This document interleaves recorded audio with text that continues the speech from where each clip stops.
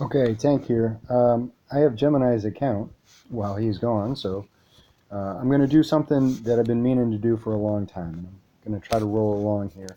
This is going to be a base building video, and if you've ever watched base building videos, they tend to be an hour long or longer, and that's just way too long, especially for people that are trying to learn the introductory concepts. So what I'm going to try to do here is I'm going to try to just tell you where to start, and we won't do this as a single video. We'll do this as a series of videos.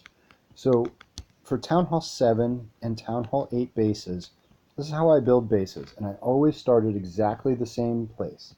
I'm always going to lay down my clan castle right in the center, and then I'm going to surround it with my cannons, and I'm going to place those cannons.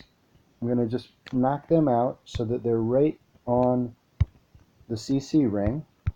And what that's going to do is those are my markers because I want an unlurable CC. I want a clan castle that they can't pull out and kill from the outside. Now at Town Hall 7, it's a lot of dragons, but hogs are a thing now at Town Hall 7, so you got to be cognizant of that as well. Now at this point in time, I have no idea, and I don't care what the walls are going to look like because the two attacks that I'm trying to worry most about at Town Hall 7 and Town Hall 8 are dragons and hogs. They don't care what the walls look like. So one consideration is I want the walls to be confusing. I don't want them, when somebody looks at the base, to look at it and say, oh, that's simple. I know where everything's at. And I know how to break down this base, and I know what I'm going to do with it.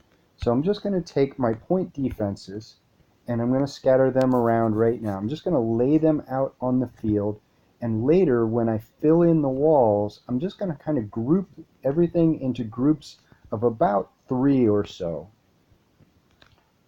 So I'm going to I don't want the base to be necessarily symmetrical, but I do want it to be proportional. So I'm going to lay out my air defenses, and I know that I'm going to use my storages as dragon walls. So I'm going to kind of just place those roughly where I think that they're going to go, and I'm never going to put two of the same near each other because that makes it easy to understand where everything's at. And one of my dragon walls, keep in mind, is my town hall. So that's a big dragon wall. I've got my DE storage and my town hall, and I'm just doing this on the fly as I'm talking to you guys. So I have a DE storage and I have my town hall, which are big dragon walls.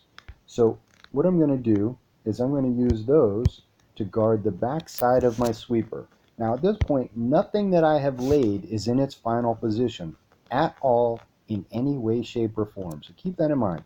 I'm just throwing stuff down and everything's going to adjust. But every time I adjust and move stuff around, I'm going to tap that clan castle, and I'm going to make sure that I know where that clan castle ring is at, and that I still have an unlurable clan castle.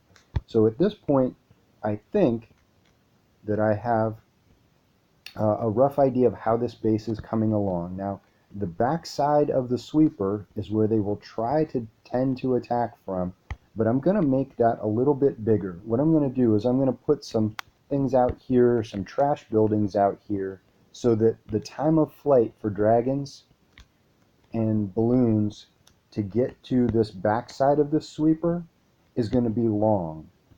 So that means that they're not going to attack into the sweeper. They're going to attack where they can get to 2 air defenses. So they're not going to attack into the sweeper, and I'm going to make it hard to get to this 12 o'clock backside here, which means that this is the side that I want them to attack from. I want them to attack through here.